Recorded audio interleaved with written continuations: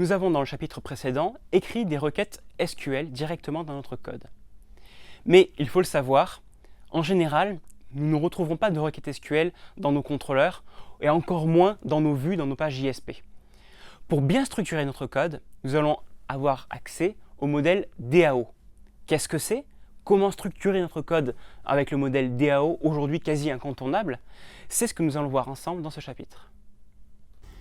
Dans ce chapitre, nous allons nous intéresser ensemble au modèle DAO, qui est une très bonne pratique recommandée par les développeurs expérimentés pour gérer l'accès aux données. C'est un peu comme une extension de MVC, qui est déjà une bonne pratique que vous connaissez maintenant. On va d'ailleurs repartir de MVC. Vous connaissez bien MVC maintenant, mais quelques petits rappels. Le modèle, c'est la partie qui fait les calculs. C'est la partie la plus spécifique à votre application. La vue, ce sont les JSP en J2E, la partie qui va par exemple définir du HTML que l'utilisateur va voir au final.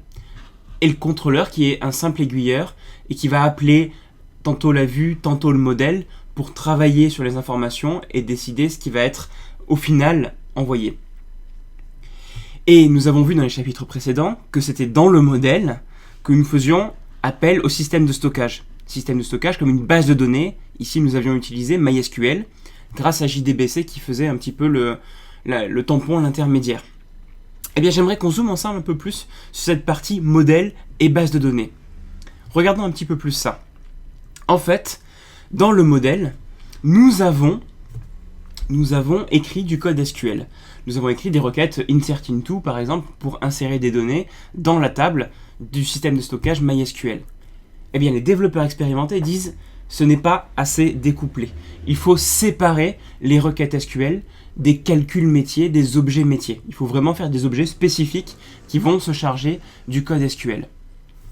Et c'est là qu'intervient justement le design pattern DAO. DAO est un intermédiaire entre le modèle et votre système de stockage. C'est un objet qu'on place au milieu. Il signifie Data Access Object. C'est l'objet d'accès aux données. Et là, ce schéma est encore un petit peu simplifié. Le vrai schéma que j'aimerais que vous reteniez, c'est le suivant. Dans ce schéma, nous avons ici le modèle qui va communiquer non pas au DAO directement, mais à une interface DAO.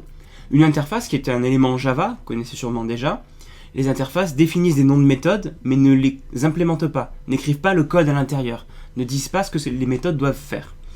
Ça nous permet de faire l'abstraction, parce que l'intérêt de DAO, c'est qu'on peut gérer derrière plusieurs systèmes de stockage. Ici, je modélisais 3 systèmes de stockage, A, B, C. On pourrait dire par exemple que le A, c'est MySQL, le B, c'est Oracle, et le C, c'est un stockage dans des fichiers XML par exemple. Eh bien, grâce à ce système, le modèle ne sait pas quel est forcément le système de stockage utilisé derrière. Il appelle les méthodes de l'interface, qui derrière, en réalité, correspondent à appeler une implémentation DAO qui va se charger du stockage. Par exemple, dans l'implémentation DAO-A, on va retrouver les requêtes MySQL pour le système de stockage MySQL. Et dans l'implémentation DAO-C, on va retrouver des méthodes d'ajout de balises XML pour le système de stockage de fichiers XML. C'est là que se fera vraiment le code et on trouvera notamment le SQL quand c'est du stockage SQL. Dans l'interface, par exemple, on peut trouver des méthodes comme ajouter, lister, supprimer. Par exemple, si on parle de notre table utilisateur, on aura une méthode ajouter pour ajouter un utilisateur, lister pour les lister tous ou encore supprimer.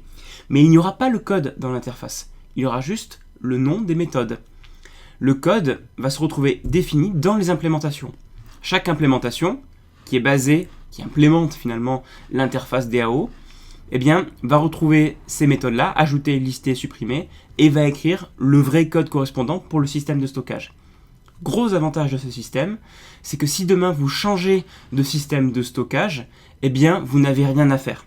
Autre intérêt super important, qu'on ne voit pas forcément ici, c'est que vous pouvez utiliser des objets spécifiques, des implémentations DAO spécifiques, qui vont tout le temps renvoyer les mêmes données, sans avoir à appeler un système externe comme une base de données. L'intérêt de ça, c'est pour vos tests. Quand vous allez faire des tests unitaires, eh bien, ça va vous permettre de faire des tests extrêmement rapides qui ne passent pas par le système de stockage. Voilà, si vous avez un seul schéma à retenir, c'est celui-là. Ensuite, eh bien, on va passer à la pratique et voir comment on peut coder tout ça. Vous avez devant vos yeux un premier code qui utilise DAO. Alors on pourrait le faire mieux, on pourrait le compléter, on pourrait le discuter, mais ça va nous permettre déjà de regarder ensemble ce que j'ai fait et de comprendre le principe de DAO au niveau du code à proprement parler. Vous voyez ici que j'ai 6 fichiers. Ma servlette, test, mon Java Bean, utilisateur.java, qui est tout simple. On y trouve un nom et un prénom, et des méthodes getNom, setNom et compagnie. Ma JSP, ici, qui affiche un formulaire et qui liste les utilisateurs, qu'on connaît déjà. Je ne vais même pas avoir besoin d'en reparler, je vais la fermer.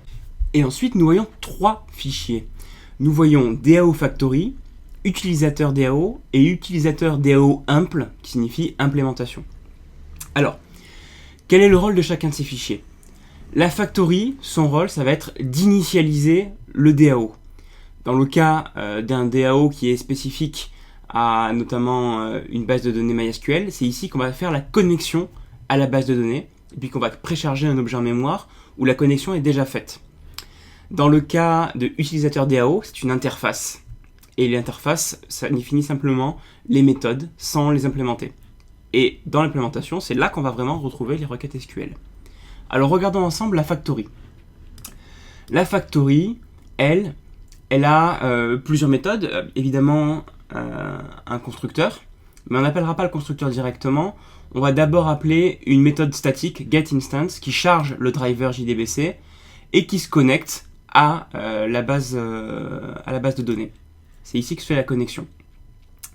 Et ensuite, on a une méthode getConnection qui permet à tout moment de récupérer la connexion à la base de données quand on l'utilisera dans l'implémentation. Et on pourra ici récupérer les différents DAO qui représentent finalement en quelque sorte les tables de votre base de données.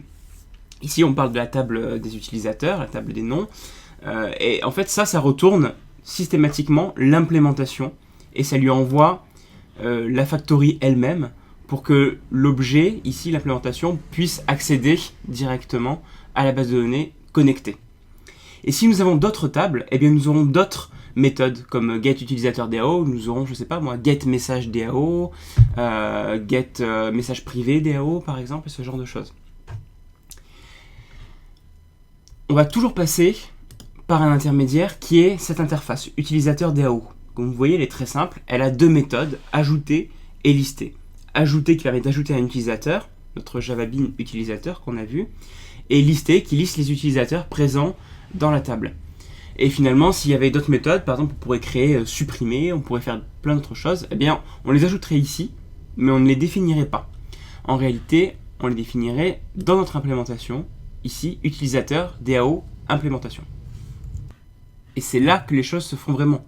Quand on instancie les objets, eh bien, on voit qu'on récupère la factory, ce qui nous permet d'avoir accès directement à l'objet connecté. Et ensuite, on retrouve les méthodes ajouter et lister qui en fait implémentent l'interface. Et c'est là qu'on retrouve nos requêtes SQL finalement, insert into, select from, etc. La seule particularité, c'est qu'on récupère l'objet DAOFactory.getConnection qui représente la connexion. Comme ça, on n'a pas besoin de refaire la connexion systématiquement. On récupère la connexion qui a déjà été faite en amont dans la factory. Et bien, ajouter va ajouter des éléments et retourner void, tandis que lister va retourner une liste d'utilisateurs.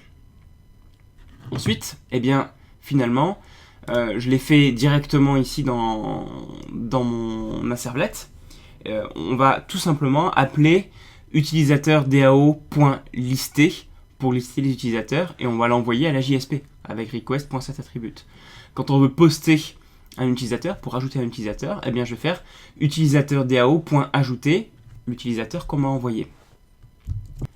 La particularité, c'est l'ajout de cette méthode init, ici que vous voyez au début de la servlette, qui est appelée au moment du chargement de la servlette, avant même la méthode doGet ou la méthode doPost, qui ici appelle DAOFactory.getInstance pour créer un nouvel objet DAOFactory, qui sera du coup connecté, et on va stocker l'objet utilisateur DAO, qui est l'implémentation de l'utilisateur DAO.